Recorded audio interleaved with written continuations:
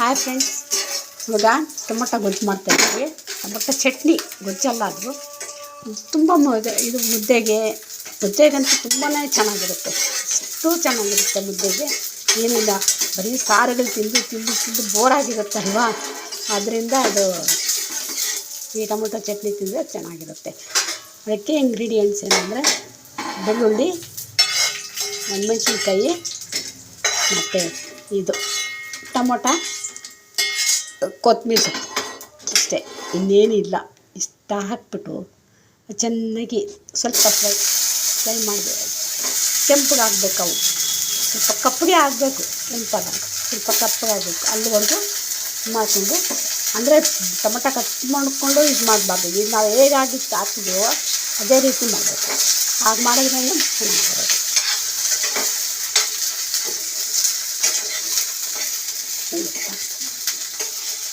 ಹಂಗೆ ಮಾಡ್ತಾರೆ, ಹಂಗೆ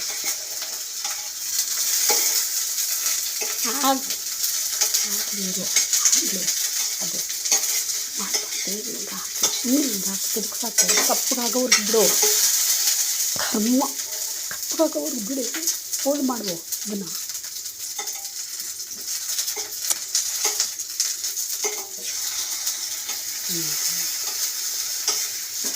ಕಪ್ಪಗಾಗಬೇಕು.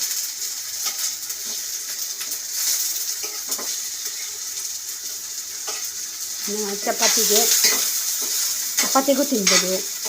ದೋಸೆ, ಚಪಾತಿ, ಇಡ್ಲಿಗೆ ತುಂಬ ಚೆನ್ನಾಗಿರುತ್ತೆ.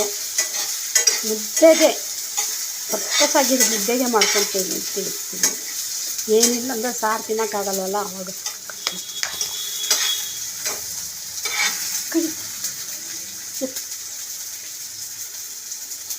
ಅದು ಕಪ್ಪಗಾಗಬೇಕು. ಹಿಂದೆ ಮುಂದೆ ಎರಡು ಕಡೆಯೂ ಕಪ್ಪಗಾದರೆ ಚೆನ್ನಾಗಿ ಕಾಣಿಸುತ್ತೆ, ಚೆನ್ನಾಗಿರುತ್ತೆ. ಇನ್ನು ಹಸಿದು ಆಗುತ್ತೆ. ಇಲ್ಲಾಂದರೆ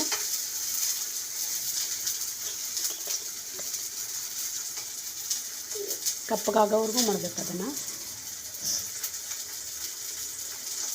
ಕಪ್ಪಗಾದ್ಮೇಲೆ ಹಂಗೆ ಒಂದು ಕಡೆ ಕಪ್ಪಗಾಗುತ್ತೆ, ಇನ್ನೊಂದು ಕಡೆ ಉಲ್ಟಾ ಮಾಡಿಬಿಟ್ಟು ಎರಡು ಕಡೆನೂ ಮಾಡಬೇಕು. ಕಪ್ಪಗೆ ಮಾಡಿದ್ರೆ ನೋಡಿ, ಕಪ್ಪಗೆ ಆಗ್ತಾಯಿದೆ. ಸುಮ್ಮನೆ ಹಂಗೆ ತಿರುಗಿಸ್ತಾ ಇರ್ಬೇಕಷ್ಟೆ. ಅದನ್ನು ಸೌಟಿಂದ ಅಲ್ಲಾಡ್ಸ್ಬಾರ್ದು, ಸುಮ್ಮನೆ ಹಂಗೆ ಉಲ್ಟಾ ಮಾಡಬೇಕಷ್ಟೆ.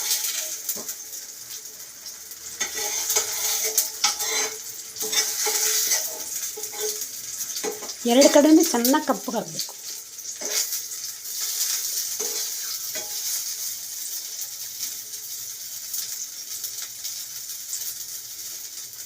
ಕಪ್ಪಗಾಗೋವರೆಗೂ ಮಾಡಬೇಕು. ಮಾಡಿ ಅದು ಕಪ್ಪಗಾದ್ಮೇಲೆ ಮೇಲೆ ಚಿಪ್ಪೆ ಎಲ್ಲ ತೆಗೆದುಬಿಡಬೇಕು.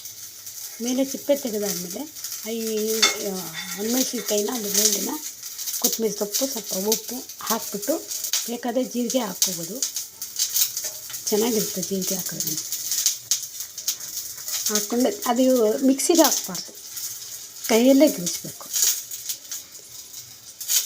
ಕೈಯಲ್ಲಿ ಗಿರ್ಚಿದ್ರೆ ಅದು ಚೆನ್ನಾಗಿ ಬರೋದು. ಮಿಕ್ಸಿಗೆ ಹಾಕಿದ್ರೆ ಹೋಯ್ತದೆ, ಟೇಸ್ಟೇ ಹೊರಟೋಗ್ಬಿಡುತ್ತೆ.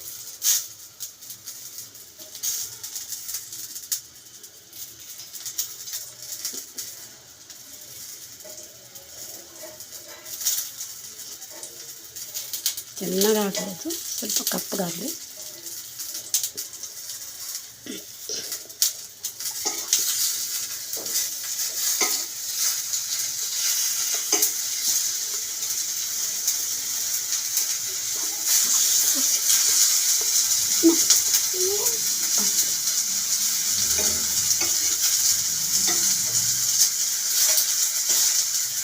ಎಲ್ಲ ಬಟ್ ಇದೆಯಾ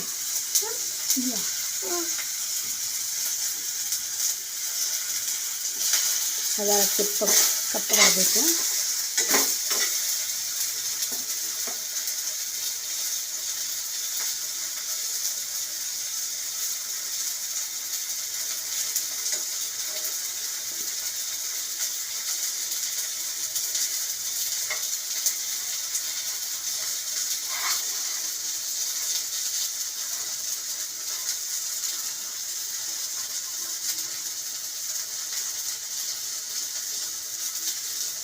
ಬೇಕಾದ್ರೆ ಸ್ವಲ್ಪ ಎಣ್ಣೆ ಜಾಸ್ತಿ ಹಾಕ್ಕೊಂಡ್ರೆ ಇದು ಮಾತ್ರ ಸ್ವಲ್ಪನೇ ಹಾಕೋಬೇಕು.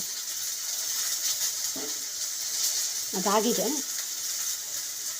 ಸಾಕು ಇನ್ನು. ಈಗ ಕೊತ್ತಂಬರಿ ಸೊಪ್ಪು ಹಾಕ್ತಾಯಿದ್ದೀನಿ.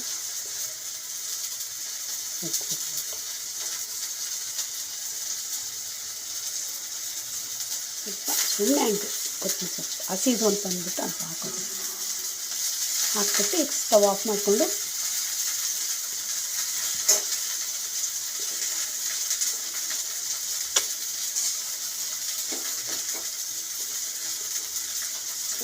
ಸ್ಟವ್ ಆಫ್ ಮಾಡಿಬಿಟ್ಟು ಈಗ ಚೆನ್ನಾಗಿ ಅದೆಲ್ಲ ಹಾಕ್ಬಿಟ್ಟು ಚೆನ್ನಾಗಿ ಕಿವುಚ್ಬೇಕು. ಇದನ್ನು ಒಣಮೆಣ್ಸಿನ್ಕಾಯಿ ಸಪ್ರೇಟ್ ಕಿವುಚ್ಬೇಕು, ಇಲ್ಲಾಂದರೆ ಅದರಲ್ಲಿ ಟೊಮಟೊನಲ್ಲಿ ಕಿವ್ಸೋಕ್ಕೆ ಬರೋಲ್ಲ.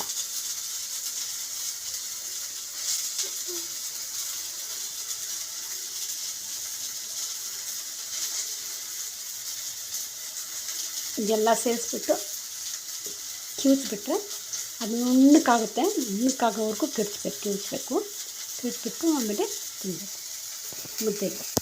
ಮುದ್ದೆಗೆ ಮಾಡೋದು. ಬಡವರು ಬಂದು ಇದು ಏನು ಮಾಡೋದು, ತರಕಾರಿ ಎಲ್ಲ ಬೆಲೆಗಳು ಜಾಸ್ತಿ ಆಗಿದೆ, ಅದರಿಂದ ಇಂಥದ್ದೇ ಮಾಡ್ಕೊಂಡು ತಿನ್ನೋದು ನಾವು. ಅದಕ್ಕೆ ನಿಮ್ಗೆ ಚೆನ್ನಾಗಿರುತ್ತೆ ಅಂತ ನಿಮಗೂ ಹೇಳಿದ್ದೀವಿ. ಪ್ಲೀಸ್ ಲೈಕ್ ಮಾಡಿ, ಸಬ್ಸ್ಕ್ರೈಬ್ ಮಾಡ್ಕೊಳ್ಳಿ, ಬೆಲ್ ಐಕಾನ್ ಒತ್ತಿ.